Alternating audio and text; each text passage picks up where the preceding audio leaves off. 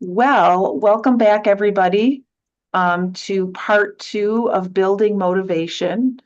If you're here, look, you've already built motivation. You came once and you came back again. So that's a good sign, right?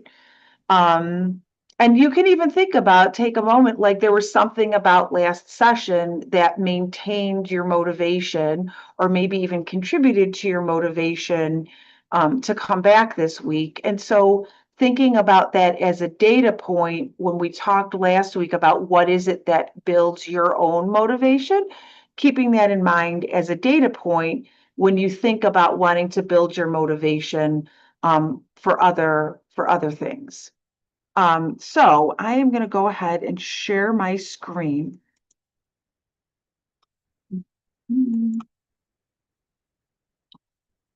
And Lisa, can I just get a yes, you can see my presentation? Oh, Yes, ma'am. great. Thank you. Okay. So let's just have a brief recap. If we think about last week, what did we learn? What did we talk about, right? Number one, change is a process. So I really think that that's fundamental to keep in mind. Number one, I think to not get discouraged and to frame wherever you're at as being in the flow of the river of change. And some people are really far up river and some people are really far down river, but everybody's gotten into that stream, that current that's moving them towards implementing what it is that they want to have different. And sometimes those stages are linear, right? Sometimes the river keeps flowing in one direction, and sometimes we hit a little eddy and it's swirling and we stay in the same place for a while, or we get hung up on a rock, right? And we can move back and forth between those stages. So I hate to say don't do something, but I guess what I would say is afford yourself some grace and recognize that change can be difficult and sometimes it is a bit of a two steps forward, one step back process. But keep in mind, two steps forward and one step back still leaves us one step ahead. Thinking about last week that there are those specific strategies that if you can identify what stage you're in, there are specific things that you can do to help you move forward to keep some momentum flowing down that stream. And hope in general, like psychological hope, not just about behavior change or motivation, right? This is just the definition of psychological hope, is having willpower and way power for achieving our goals, right? So do we have the motivation? Do we know how to get to our destination, and do we even know where we're headed? And if we're struggling with any of those things or any combination of those things, it can make us hard to be hopeful that what we're wanting to do differently is going to happen. So it may be that as you think about that formula, it may help you identify, I need help with motivation, but I'm also having some difficulty. Part of why I'm lacking motivation is I don't even know where to start, or I don't even know what a marker of success would be, right? Those can be some other key things that are actionable once you identify them. And we're going to struggle. There's going to be speed bumps. Those speed bumps are either telling us that it's a good idea to problem solve, to think ahead if things might get in the way of us maintaining a behavior change. It can also be that, and we'll talk about that today when we talk about goal setting, it could be too that the goal that you're trying to achieve just is not clear enough for you to see the progress that you're making. And then finally, I kind of want to just talk about that motivation here again, that we can do things to increase our motivation because we want to fill our gas tank so that we can keep feeling. If you think about that river analogy, right? Like the flow of the river is the motivation. It's the thing that keeps you moving downstream. And so if we can be aware of what is keeping that current moving, we can then feed into that and build on that so that we keep the current moving in the direction we want to go. So what are we going to talk about today? Number one, we're going to talk about values informed goals and how values inform goals, because values are not goals, but values can be a really powerful motivator to make what it is you're trying to achieve meaningful. Um, and also to think about, I already said that how motivation can be for your goals. And then also we're going to talk about a strategy for goal setting that can help with maintaining or even boosting motivation. Before I move forward, now just as a reminder, I will have the chat up. And so if you have a question, you can feel free to put that in the chat. And I will notice it, or if I don't notice it, Lisa will notice it. Before we go further, is there any questions people want to throw up in the chat before we kind of layer on to what we discussed last week?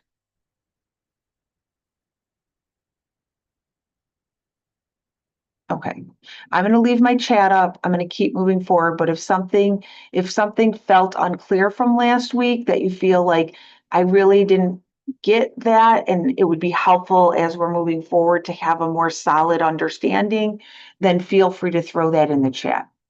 So with goal setting, right, that's the destination. Where is it that we're trying to go? When we talk about value-centered goals, we're not talking about where you're specifically going, but we're kind of giving you an idea of the direction that you want to go in. So you can see in this example, right? The value that I might have is I want to travel east. Okay. What my destination could be many different destinations. And I give this as an example because if we were all in a room together and we were talking about our different values, there's going to be themes in what people see as important, right? And those themes fall into these value domains. We could all agree that one value is very important to us, that we all share this one value in common. That might direct us, but we could each wind up in a different destination, right? Um, so for instance, I'll give you an example from a previous iteration of this is when we were talking about values, somebody identified family relations as really important to them. And what their goal that they wanted, the thing they wanted to change was physical activity, right? For them, they were able to map and connect their values on family relationships to physical activity because they wanted to be an active part of their family's life. And they were working towards this European vacation with their grandchildren. And they wanted to be able to have the richness of those experiences and be able to keep up with their grandkids, with their children, and not feel like they had to be sidelined because of physical limitations. Right. So just to get your mind thinking about the fact that, like, on face value, we might say, oh, well, physical activity is about physical well-being, right? That's about being healthy. And certainly it can be linked to that goal, that value as well. But if we look under the surface, there may be other values that things that are related to physical well-being are deeply connected to. And if we make that connection, it will increase the meaning and motivation to make that change. And so when we think about these value domains, we also think about what is it within that domain that is important to me. And again, each of us can have different definitions of what is important, how we define what is important in that domain. So just as some examples, again, just to get your mind in that frame, right? In intimate relationship, in your coupled, partnered relationship, maybe it's really important to have shared time together. When it comes to parenting, right, there could be a value on being a stable presence. Family relationships, you want to be caring towards your parents, a good friend to your people you need. You can see that these kind of go across to give you some ideas, right? In employment, maybe something that's really important in your work life is that you like to be creative and you want to be a problem solver. You can see education, personal growth, wanting to be open to new experiences, wanting to have a sense of balance and joy for recreation. Maybe for somebody, spirituality translates to feeling connected to nature. Citizenship could be about being a compassionate neighbor. Physical well-being could be about having a healthy life and taking care of your body, right?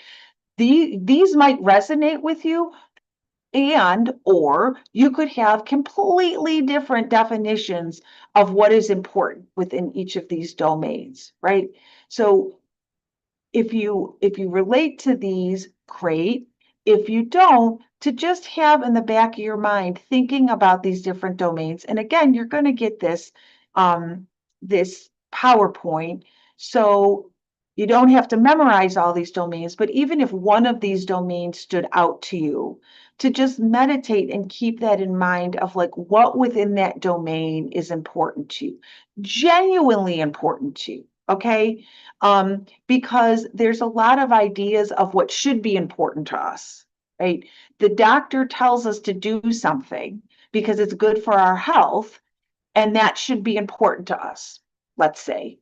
Well, if I always say, if that were true, then all of us would floss twice a day religiously, right? Because our dentist tells us it's good for us. Well, I will tell you, I went to the dentist this morning and I do not just floss because my dentist tells me to. So we're going to throw out the window the shoulds and really dig deep and say, what is really important to me? Right? What is the thing that I value the most in my life that I want to make sure is a part of my life, that I work on having be a part of my life? So when we think about how do we translate those values into goals, how do they inform our goals, right? So it may be that if your goal is related to be, or your value is related to being a stable presence for your children, that could end up being connected for somebody to their stress level, right? I want to feel less stressed because that contributes to me being a stable presence for my child. We're really talking about how do I operationalize living that value? If I was a fly on the wall, what would I see you doing that would let me know that it was feeding into that value? You know, if I want to enjoy time with my partner, maybe that translates to humor. I want to laugh more with my spouse. Maybe you have a value of taking care of your body, and that's related to eating healthier. It could be that there's a value around experiencing balance and joy. And so that gets translated to being physically active, right? And I want to give the first and the fourth just an additional shout out that sometimes what the goal is can get attached to a value that is not maybe on face value the direction that you would think, or the value that you think that that goal would be connected with, because we could think that stress, we could think that physical activity are related to physical well-being, and again, while they are, there might be deeper meaning found by connecting it to another value and in a genuine way, right? Being less stressed, if that's going to make me a more stable presence for my child, and that is something that's really important to me, there's a deeply personal connection in realizing the correlation between those two things. Now, I want to just pause for a moment to talk about way power and reiterate something that I said last week, which is like each of you came in here with your own behavior change in mind. My guess is if we all came off of mute, there'd be a lot of overlap. I'm not here to be a content expert, because number one, based on what it is you want to change, I may not be the content expert. I always say I have an opinion on anything, so I probably would be happy to share my opinion. But you really want to go to somebody who's well informed if you're struggling to figure out, how do I do the thing I want to do? Right? Maybe I don't know where to start with eating healthier. Maybe I'm not sure based on my current physical limitations where to start. with implementing a physical activity regime. Maybe I've never really thought about how to manage my stress before. And so I need to talk to somebody that can help me understand how to monitor my stress level and learn ways to help lower my stress level and make my stress more manageable. So keep that in mind. I think a very important component that can be overlooked. Now, let's just say we're all in a place where we know exactly, we have a sense of what we need to do. We've got that way power, but we're struggling. Maybe we've got some motivation, but we're struggling to translate that into action. Well, part of it I often find is people start with a very broad goal. And when you look at these goals, right, the question I have is, what do they mean? What are you going to be doing if you're going to be less stressed? What are you going to do to laugh more with your partner, right? What does that actually look like in day-to-day life? And I think what I often experience is that people start with a broad goal and then they come up with a laundry list of things that they could be doing different.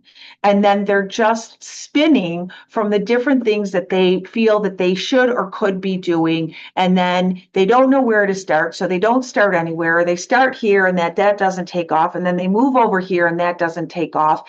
And there's no way for them to see that they're making any progress. And then they start to feel like, what's the point? Or I'm failing, or this isn't going to work anyway. And then we're back into pre-contemplation or contemplation saying, well, I'd want there to be something different, but I don't know where to turn, or see, I tried and it didn't work out. What we need to do is we need to get more specific. Again, I'm a fly on the wall. What do I see you doing differently? Right? In a very specific way. Not, oh, I'm eating healthier. What are you eating? When are you eating it? How much are you eating? Right? When it comes to physical activity, what does that look like? What physical activity are you doing? How long are you doing? Where are you doing it? Who are you doing it with? What are you wearing? Right? How are you going to know that you've started to be more physically active? So you want to think about, what am I doing differently? What can I start working on now? You want to think about your current starting place, not your aspirational goal. Okay. If you are somebody, like I mentioned the example of somebody who went through this program before, they wanted to eat healthier. Their starting point was they ate a lot of convenience foods. They got a lot of takeout, or they were buying a lot of like frozen pre-packaged meals. Okay. That person's starting point is not going to be a vegan. It's not even going to be a vegetarian. That may be the longer term goal, but we're going to talk about what are smaller goals in service of that, if that is ultimately where they want to land, right? We're not going to say next week, I'm going to give up all meat and I'm going to start making salads and cooking whole organic foods, if this week I'm eating McDonald's 3 days a week and eating frozen meals from Trader Joe's, right? Like that is so jarring. We want you to have success. You want to set yourself up for success so that, number one, you can see the success, and number two, it's actually something that you can integrate into your life. So these goals that I'm talking about, a lot of these, when we think about these like broader goals, we're talking about, I call them toilet paper goals. And I use this metaphor even before COVID made us all much more fixated on toilet paper. Um, Little thing about me, I hate buying toilet paper. I don't really know why. I like want to go to Costco or Sam's Club or wherever, and I want to buy some magical roll of toilet paper and never have to buy toilet paper again. Okay. I don't know about you, that's never happened for me. Every so often, I have to go and buy toilet paper. Okay. Why do I call these toilet paper goals? Because just like toilet paper, we are constantly at an ongoing basis going to have to return to these goals and be re-implementing them and maintaining them in our life, just like we have to maintain our supply of toilet paper. It's not like we have that one day where we feel less stressed and we say, oh, I accomplished my goal and I'm all done, right? Or I had that one laugh with my partner and now we never have to laugh again, right? We're really talking about, we want to implement something as as something broad that we are integrating into our life on a regular basis, that we're going to be working to maintain on a regular basis. And when we think about doing that, Rome wasn't built in a day, right? So it's okay to have those longer term goals, or like, this is where I'm headed. This is the goal I'm headed in. But to start thinking about, how can I break that into mile markers that let me know that I'm on that path? Because I'm also going to need mile markers that let me know that I'm staying on that path. Now, some of you might have behavior change, or like a goal that is a little bit more episodic. Like, it's like this one thing, and when I'm done with it, then I'll have accomplished my goal. Like, I had somebody who wanted to, like, they wanted to clean up their like crafting room and their like art area. Right now, I think probably if I had more time to talk to that person, it's probably related to a longer term goal. It's not just cleaning the room up, it's about maintaining a space that's inviting. It's about making crafting and arts and being creative more a part of their life, right? That's the bigger goal. But what they identified more immediately is, I need some small goals that are going to get me in the direction to actually making this usable space again.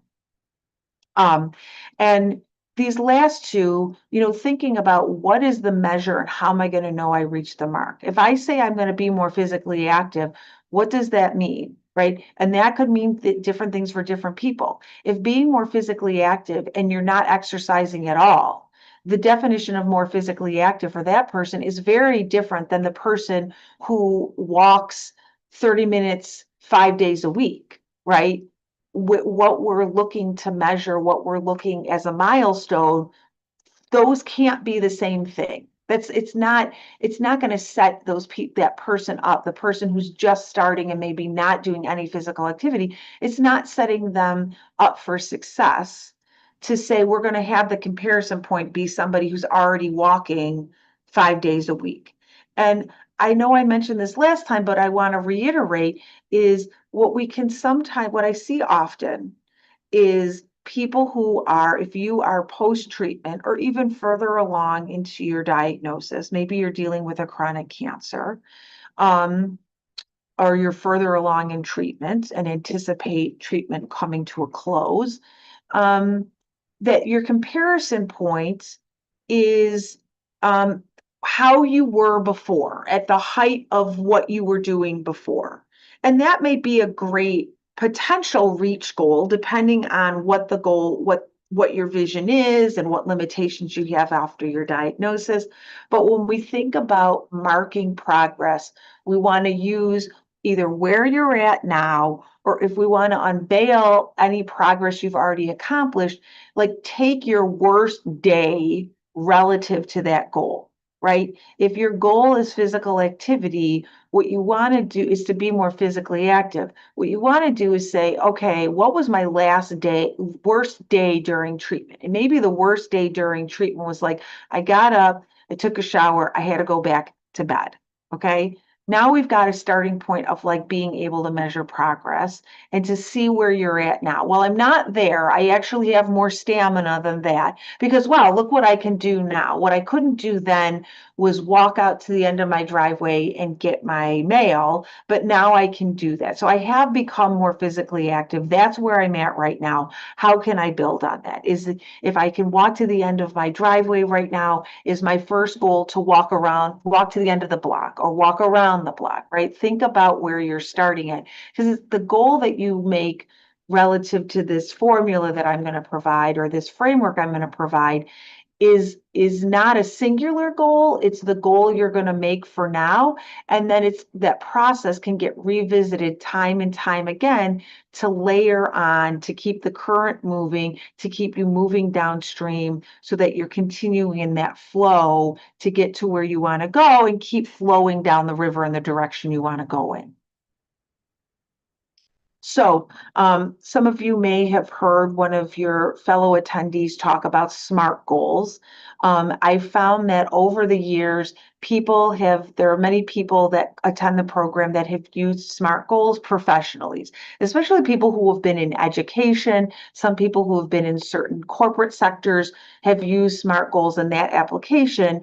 And the feedback I will on a regular basis get is I'm very familiar with the concept of SMART goals. I never thought about applying it in my personal life. So for those of you who maybe are familiar with SMART goals already, maybe this is a refresher and a different frame to look at SMART goals through. If you've never heard of a SMART goal, don't worry because I'm going to define it for you now. So SMART is an acronym that stands for specific, measurable, achievable, relevant, and timely, right? So what do I mean by that? We want to know who, what, where, when. We want to take into account any constraints. We want to know how much. We want to know how many. We want to know how long.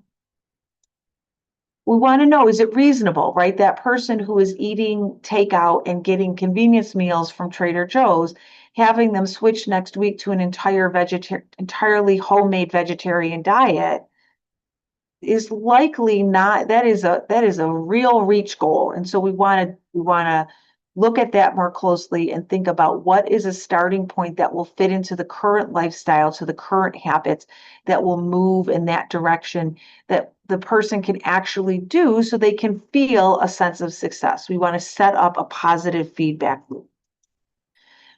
Is it relevant? Is it related to your broader goal? I remember I had somebody years ago, they wanted to eat healthier. And when we started talking about SMART goals, I don't know how we got there, but they started talking about eating more fruits and vegetables. And we paused and I stepped back and I was like, is this directly related to being more physically active? And they were like, not really. And I was like, great. So let's back the truck up. And either are we talking about like thinking differently about the broader goal that you're trying to work towards and like how you're kind of operationalizing the value that's connected to that goal? Or are we saying, oh, I started going down the wrong road with my SMART goal and I need to back up and say, is this actually going to feed into me eating healthier? And we also want it to be timely, right? We want the goals to have a time frame in which we're giving ourselves to start implementing some sort of behavior or action so that we then know, okay, this is going to be a point of reevaluation. It takes into consideration how long is it going to take to implement. Maybe it takes into consideration wanting to build up and saying by a certain time, I'm going to be doing X 3 times a week, right? So like if I'm not exercising at all, maybe what I'm going to say is by the end of February, I'll have worked up to exercising 3 days a week, right? And that's going to go back to achievable. Is that enough time? Is that specific enough? Do we need a smaller goal so we have some sense of building towards it? Do we need a 2-week goal? Do we need a 1-week goal in service of that longer goal? Again, we want you to be able to uncover the steps that you are taking in a positive direction. So let's just to map out as an example, let's say that this broad goal somebody identifies is, I wish I could be less stressed. Okay. So what could that look like in a more specific format? Well, maybe the person says, well, I want to do progressive muscle relaxation. I know I want to do it in the morning. I'll be at home. And one of the things is I've got to do it. I have to get up before my kids get up because once my kids get up, I'm not going to have time for self-care, right? We're very specific.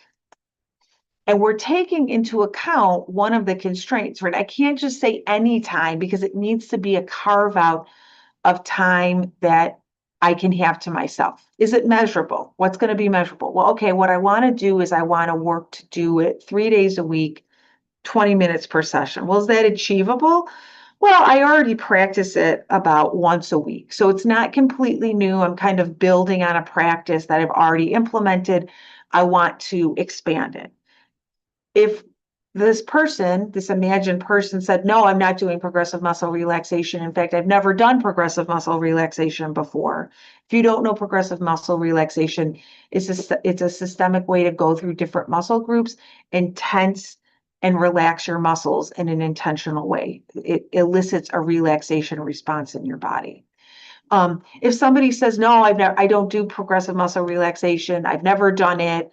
I've heard it's good for me. I'm probably going to slow that person down and say, is 3 days a week, 20 minutes per session? Maybe the first goal should be over the next 2 weeks to like experiment doing progressive muscle relaxation at least once a week.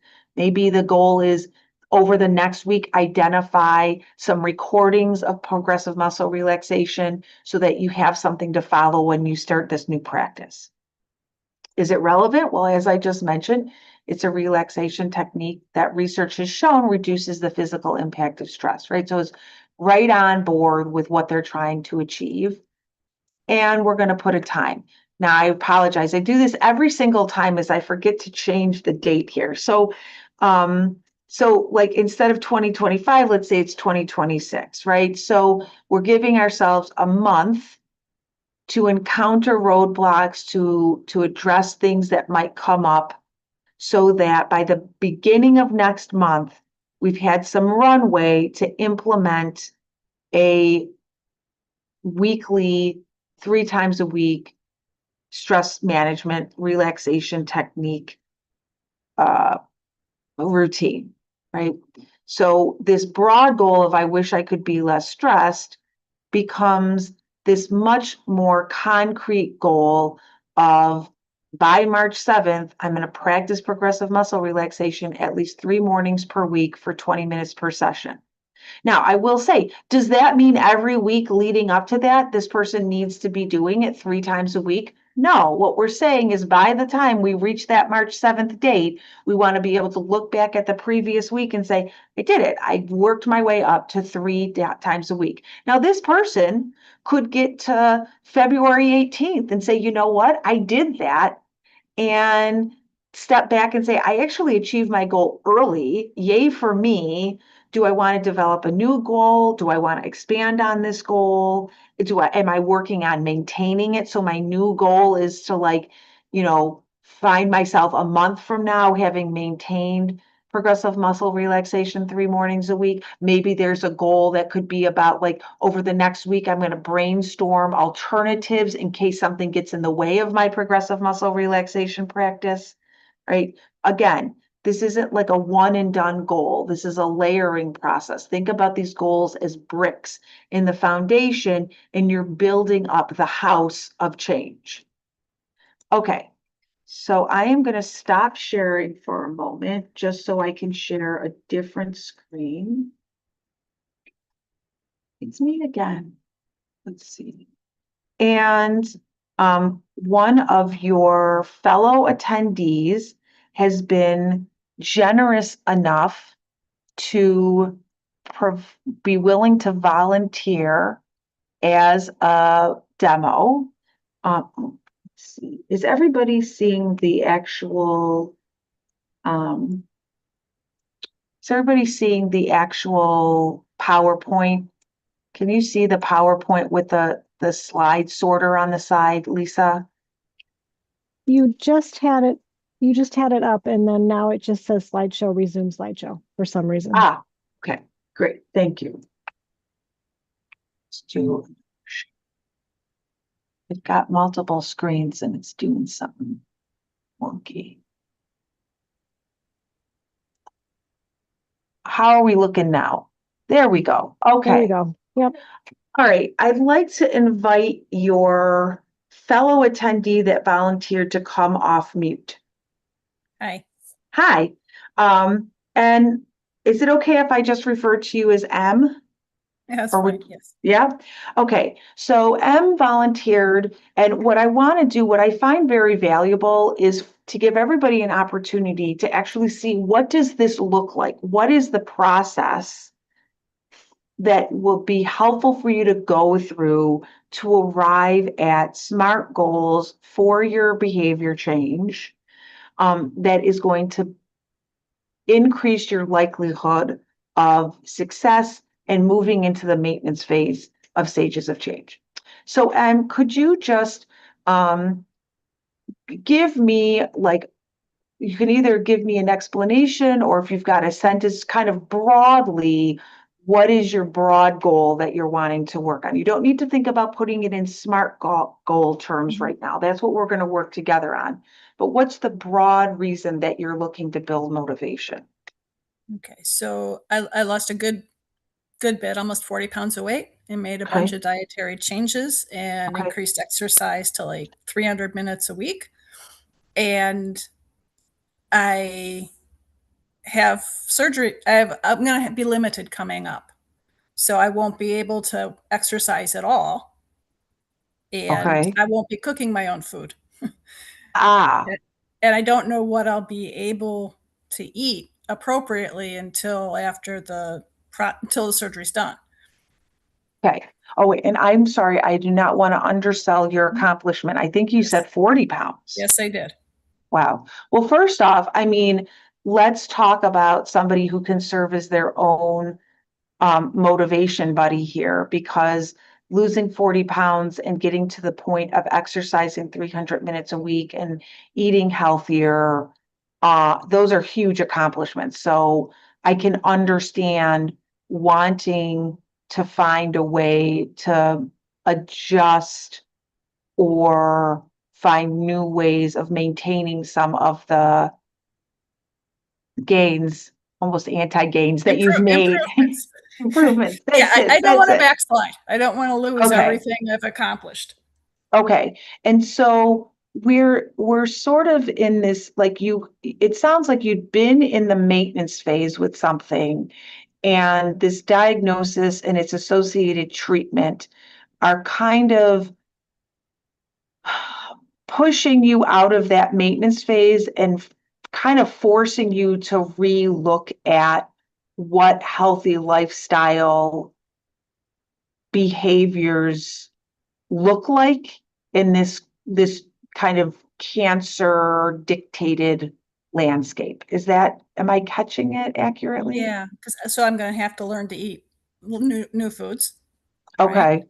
Okay. And adjust the amount of food that I eat based on how active I am, but provide myself enough that I'm going to be successful in recovering, right? You don't want to do super restrictive diet because your body needs the fuel to recover. Okay. So if the goal you have in mind is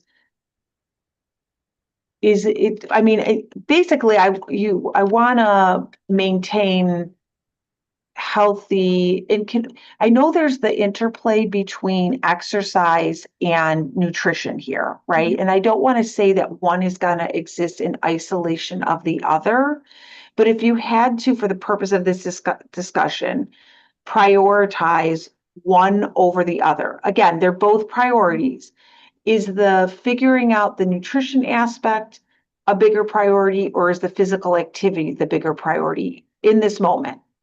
Nutrition. Okay. So you want to maintain healthy nutrition while needing to adjust to the diagnosis. Yeah. Healthy nutrition to support recovery. Ah.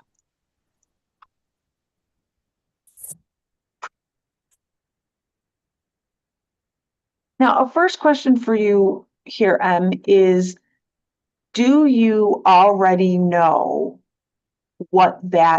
do you have way power already? Do you know what healthy nutrition looks like relative to your body, your health history, your cancer diagnosis? Do you have information about that? I have healthy nutrition for other things, not as much about the cancer. Okay. Okay. I've reached out to nutritionists, Okay. and I Okay. need to do some more follow up there. Okay. So, I mean, this is what I'm talking about, breaking it down, right? Mhm. I'm so glad that you volunteered, because I think, number one, it sounds like you're already in that, like, preparation action phase, right? Depending on whether or not they like break down preparation versus action. Because some people would just say preparation is action. But like you're in that phase of like, I've reached out, right? I've recognized this is important. I'm taking steps. And my first step here is I need to talk to somebody who could tell me what the definition of healthy nutrition to support recovery is. I find, and the reason I'm glad that this has come out is I find that people will sometimes skip this step. They have a vague idea of what they should do, but what that actually looks like in implementation, they struggle with. And I know I'm kind of talking to you, but I'm really talking to everybody here, right? Like, the idea of like, I want to eat healthier. Well, I know that means fruits and vegetables. Okay, well, what fruits and vegetables? Well, I don't really know. Do you eat a lot of vegetables now? No. Like, do you have a variety of vegetables that you eat? Well, I kind of always eat the same vegetables, right? Like that to me is about the way power aspect. That is a goal in and of itself. And I hear that you've taken steps to reach out to the dietitian or the nutritionist. If we stayed focused on the being able to have a clear plan and understanding part of this, it sounds like you've done that before. We're really just like, we're translating the behaviors that you had before, and we're like, and the motivation and your ability to implement healthy lifestyle changes. And we're kind of like, we're taking that and we're like putting it in a different dress. Right? Because you had a different, it was packaged in it had a different package before that wasn't related to cancer. And so we're taking all of your ability to implement those changes, but we need to package it so that it is relative to the cancer diagnosis. Is that sounding accurate? That's true. And I still need to maintain the diabetes portions of it, right? Okay. So that I stay out of diabetes and, out of pre-diabetes. Yeah. So we're really looking at wanting to maintain healthy nutrition to support recovery while maintaining glucose level. Yeah. Is that fair? Yeah. That's a better goal. Yeah. Okay. Now I just want to say, like, see, for everybody who's listening, right? You see how, as we talk about this, we've started to get more specific, right? We know that it's cancer. We know that it's interfacing. There's a Venn diagram here with another health condition that needs to be kept in mind, right? We know that there's a little bit of, inventory that like, hey, I've done something like this before, just through a different frame, but it's the frame that I don't quite have right now. Is that fair to say? The frame of what does healthy nutrition look like while attending to glucose levels and attending to recovery from cancer treatment? Is that accurate, Em? Yeah. Okay. So let's talk about getting specific here, because I don't want to project too much, but it does seem like something that would probably, from my perspective, be really meaningful for you, given your past history of how motivated you've been when you knew what you needed to do, is that the goal is kind of around getting information so that you can know what to do. The information is part of it. And I think there's some actions I can take that are probably general enough. Getting some meals ready, freezer ready so that they can be finished. So, and I think there's an amount of it that is already, will probably be there even with the tweaks after I talk to the nutritionist about what foods can I add and remove, right? I think that's probably going to address more maybe nutritional dial down amounts, or maybe specific vegetables, or what I hear is let's talk about timely, because when is it sounds like there's a surgery coming up, yeah? Yes. Yep. And when That's is the surgery scheduled for? next week. Okay, like February 9th. I just want to be able to put a date in here. February 10th. February 10th, okay. Okay, so we have like, there's a deadline. I mean, and I will say like, just to talk about things that can be motivating, sometimes a deadline can be motivating, sometimes not. And I hear you have this other motivator. And when it comes to the like, just to go back to the values-based goals for a moment, thinking about healthy nutrition and staying out of that diabetic level with your glucose level, was there a particular value? Maybe it was physical well-being, but perhaps you identified with one of those other value domains that's really driving you to adjust your lifestyle habits to get that glucose level in a healthy range. I wanted to be able to enjoy my retirement. So we've got some value placed on like recreation and Yeah. like being able to do things that you enjoy, pleasurable activities, pursuing hobbies or interests is something that's really important to you. Mhm. And I love that because again, I think it it makes it, and I guess I could ask for your actual experience with this, it makes that so much richer than just the doctor told me it's the right thing to do, or I know that I would be healthier if my glucose levels were better managed. Like to have it tied to something that's about something important in your life. I have to imagine that proved to be a motivating factor for you when you lost the weight and got up to 300 minutes a week. That's super impressive. Yeah, I started to look at the blood sugar and the other issues as like, wait a minute, if I don't get this under control, I will not have a retirement. And that became a serious deadline. Yeah, yeah.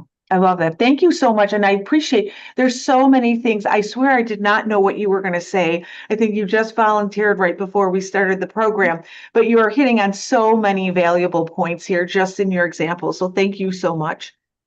So it does sound as we're talking that there is a specific goal that you have that is around having meals prepared in the freezer so you have something easy to reach for that at the very least is informed by some of your learning around nutrition and diabetes. Yeah. Yeah. And are we talking, when we're talking about freezer meals, is there anything that could get in the way of accomplishing that? I'm already partly into it. I'm doing it modular. So I've got like the part that I share with my family Okay. ready. I don't know what vegetable sides to do for myself to make with it. So Hmm. how and what to combine.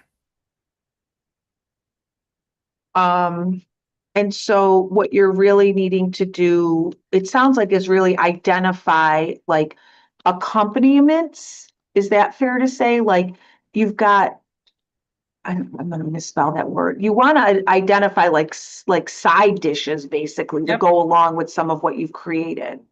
Yeah. Like The which supplements to veggies? fill out the rest of the nutrition, right? Because the main dish might be the meat and an amount of carbohydrate that I can reduce down. So I eat Okay. the certain number of grams and they can eat the rest. But it needs vegetables, right, to fill it out. Which ones can I eat? Which ones can't I eat? And how should the portions scale based on the inactivity during recovery, or should they? That would be So another okay, question. so I hear like there's sort of a, let's talk about timeliness, because I hear there's a longer term goal and there's a shorter term goal. The longer term goal is getting a lot more knowledgeable about how to balance things out for recovery. I hear the Mhm. shorter term goal is, can I have some things identified that will complement what I've already done as far as pre-prepared meals that will round out, that I have something I can reach for Mhm. easily when I'm not going to be able to cook for myself in the same way. Exactly. So like I could tell them, hey, pull out the spaghetti pack and pull out the broccoli pack, right? Okay. They can cook it, and then I can eat what I need to eat. They can eat. And so, let's see.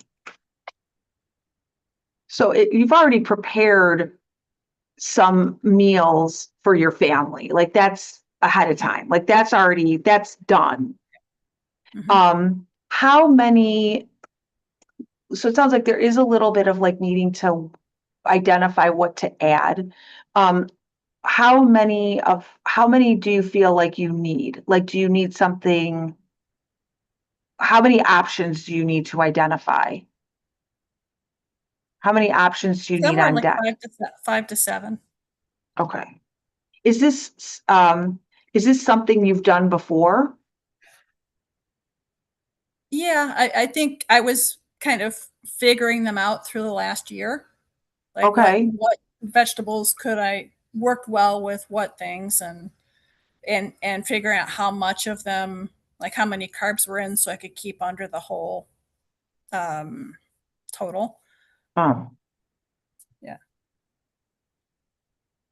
So we're really talking about like we're not starting from scratch.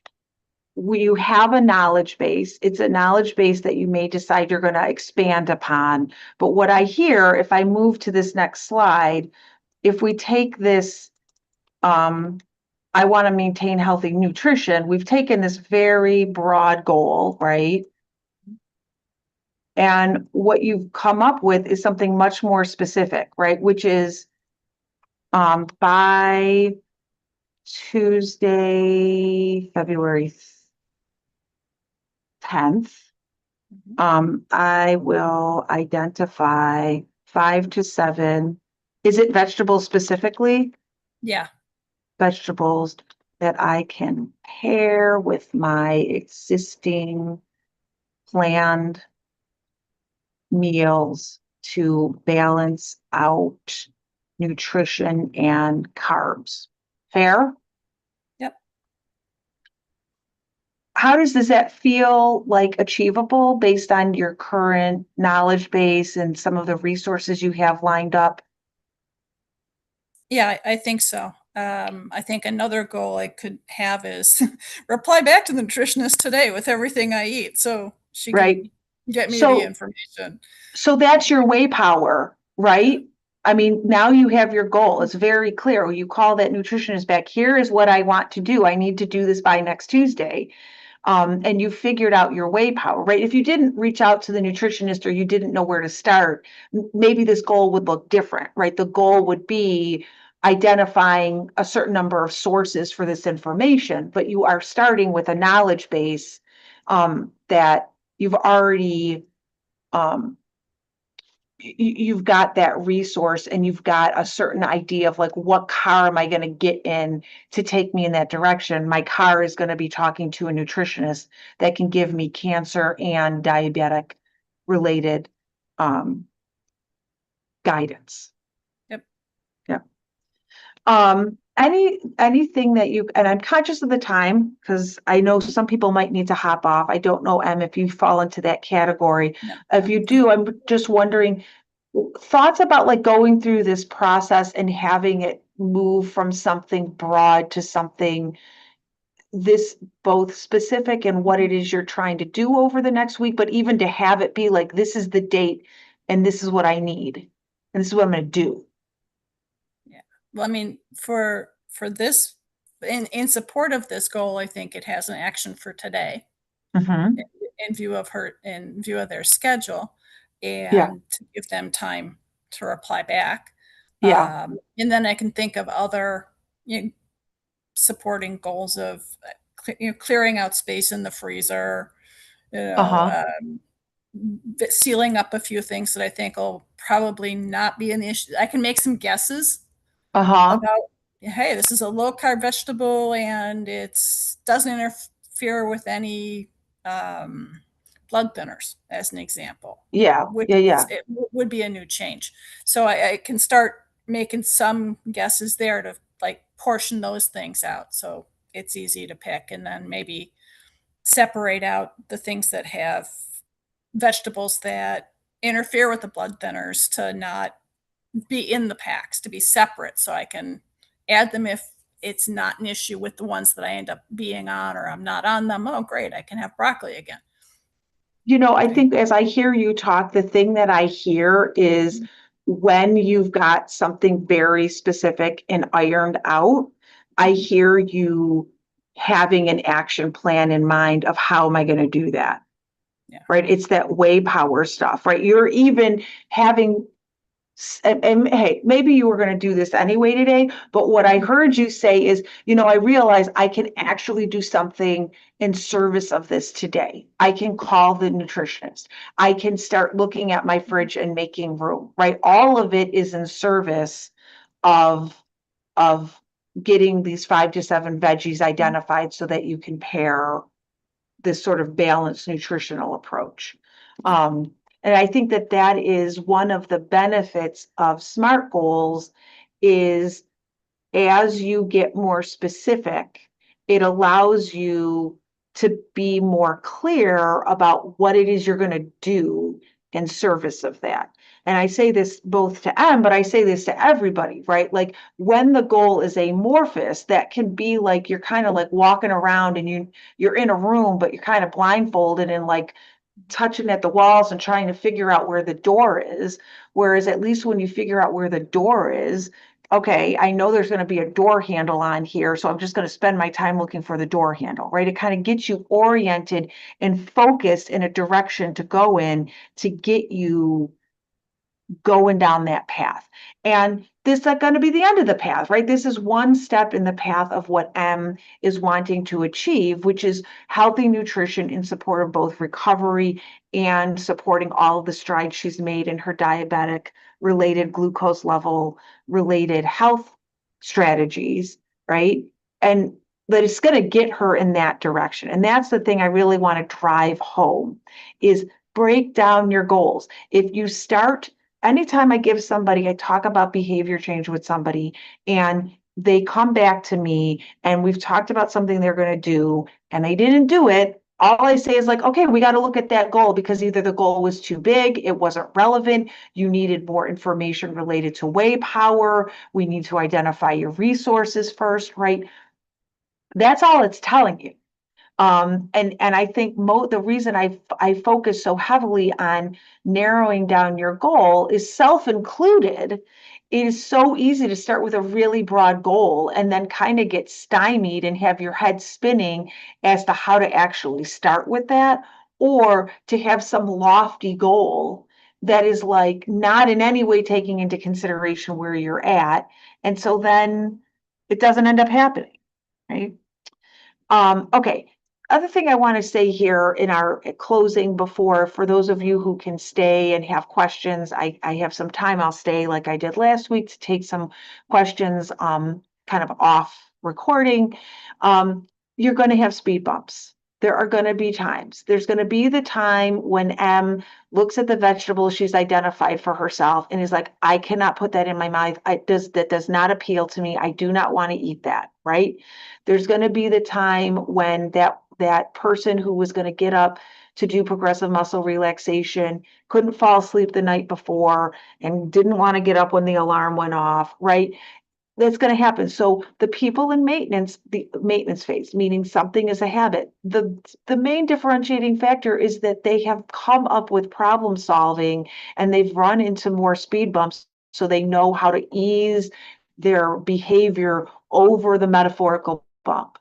And so if you do hit a speed bump, you want to think about why, right? Why was this important to me? Right? As M said, the diabetes, the nutrition, the physical activity, I could not have made the guess that it was related to retirement. When she explained that to me, it makes a whole lot of sense, right? And I think as I heard her talking about it, I can hear the passion behind it. I want to enjoy my life. I want to enjoy my retirement. I don't want anything getting in the way. And one of that translates to I want to be healthier. I don't want to have to deal with worrying about my blood glucose levels, right? Thinking about what your motivators are, what puts that gas in the tank. Maybe it's reconnecting with that value. Maybe it's talking to some of your behavior change buddies or somebody that is a big cheerleader for you. Maybe it's, reminding yourself of past successes and how good that you felt. So you want to take into consideration things that could come up, because things do come up, right? That's kind of how life works. And we want to think about, what personal strategies have you used in the past to solve problems and challenges, right? Maybe you're very creative. Maybe you're good at multitasking.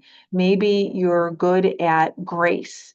And so you're good at setting aside, having something not go exactly the way that you planned. And maybe you're very flexible, right? Then when I talk about personal strategies, that's what I'm talking about, right? Maybe one of your strategies is, if I have a bad day, I say, you know what, tomorrow's another day and I'm starting fresh tomorrow. And I'm really good at doing that. I'm really good at granting grace to myself and saying, I'm going to move forward from here. I'm not going to get bogged down.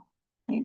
That's a really valuable strategy. That's a really valuable resource that you have internally that could help you. So thinking about, what are the things, maybe that's not your strategy, maybe that's not your resource, but what are the things that help you get through things when things are tough? Okay, so key takeaways, right? Overall, we can focus on what motivates us.